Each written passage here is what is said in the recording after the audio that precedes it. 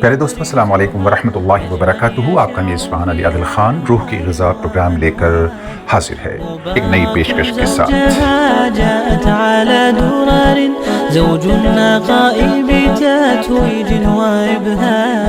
پچھلے دنوں اتر پردیش کے غازی آباد ضلع کے قصبے کے اندر آسان نکاح کو لے کر مجلس کا انعقاد کیا گیا۔ دلی اور اس کے آس پاس کے فکر مند حضرات پہنچے اور انہوں نے اپنی اپنی رائے کا وہاں اظہار کیا۔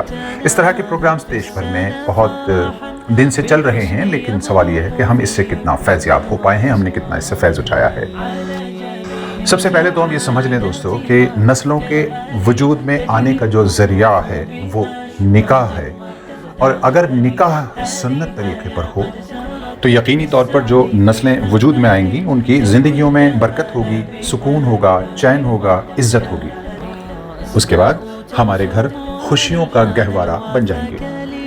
بچیوں کے گھر میں آنے کی جو بات کہی جاتی تھی یا پیدا ہونے کی بات کہی جاتی تھی وہ رحمت کہی جاتی تھی کہ بچی پیدا ہوئی ہے، گھر میں رحمت آ گئی، لیکن اب بچی کا پیدا ہونا زحمت ہو گیا ہے، پریشانی اور بے عزتی کا سبب بن گیا ہے، جیسے کبھی جہالت کے دور میں ہوتا تھا اللہ کے رسول صلی اللہ علیہ وسلم کی رسالت سے پہلے۔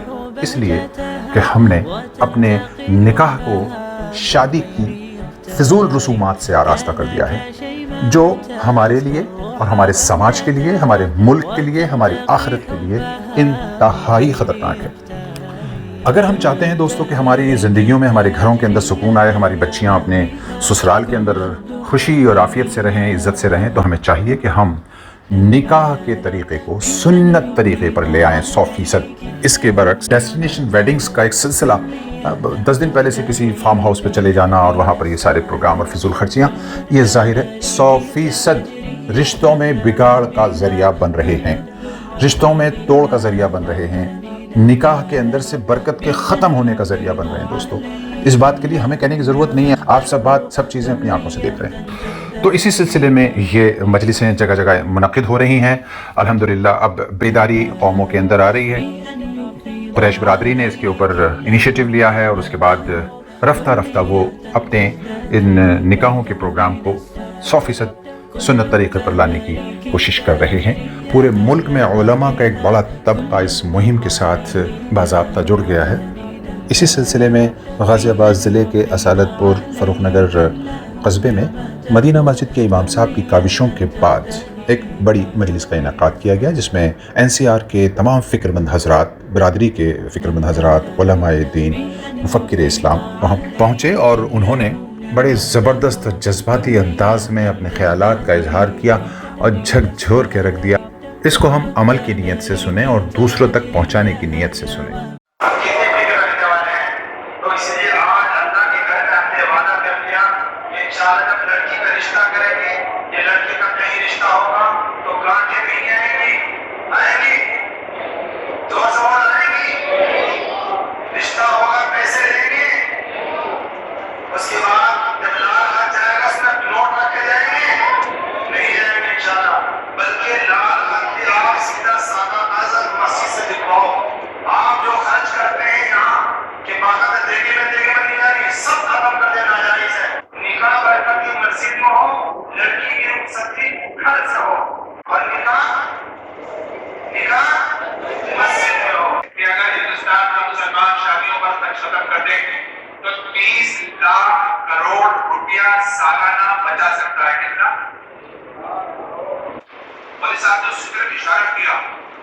ہزاروں universities, colleges, hospitals, shelter houses بنائے جا سکتے ہیں۔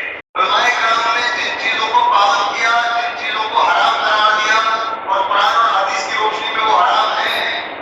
گھر میں جوان بہنیں بیٹھی ہیں، بیٹیاں بیٹھی ہیں، ان کی عمر 40 سال، 35 سال، اس سے زیادہ بھی بڑی بڑی بیٹیاں بیٹھی ہیں، 50 سال تک کی بچیاں بیٹھی ہیں۔ تو اب آپ یہ بتائیے کہ اس کا گناہ، اس کی تکلیف، اس کی پریشانی، اس کا عذاب کس میں آئے گا؟ اس مالدار میں، اس رسم کو ادا کرنے والے میں جس نے ان رسموں کو پیدا کیا یا ان کو بڑھاوا دیا۔ ان رسموں کو ختم کرنے کے لیے بے شمار لوگ فکر مند ہیں۔ ہم تو بہت ادنا سے سپاہی ہیں، بہت پہلے سے علماء کرام کر رہے ہیں، لیکن ہم یہ کیوں ختم نہیں کرتے؟ مجھے آپ سارا مجمع یہ بتائیے کیوں نہیں مانتا؟ پیاز ہو، سور ہو،